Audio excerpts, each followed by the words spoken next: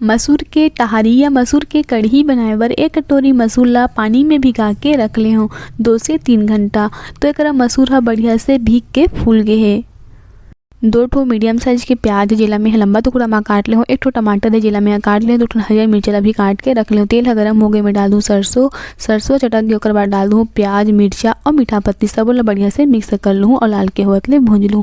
तो अगर हमारे फोरन लाल के होत ले भुंजा गए अब डाल दूँ टमाटर डाले के बाद डाल दूँ नमक डाले के बाद सब ला बढ़िया से मिक्स कर लूँ और टमाटर ला बढ़िया से भूंज लूँ। तो अगर टमाटर हा बढ़िया से भुंजा गए हवे अब डाल दूँ मसूर। अगर आप मन हा मसूर ला पहले से भिगा के नहीं रखे हो तो कुकर में उबाल के भी बना सकते हो। केवल 1 से 2 सीटी में मसूर हा पक जाही। मसूर ला डाले के बाद चम्मच चला के बढ़िया से सबोला मिक्स कर लूँ। 2 से 3 मिनट मसूर ला भूंज लूँ। तो 2 से 3 मिनट हो गए और मसूर हा भुंजा गए।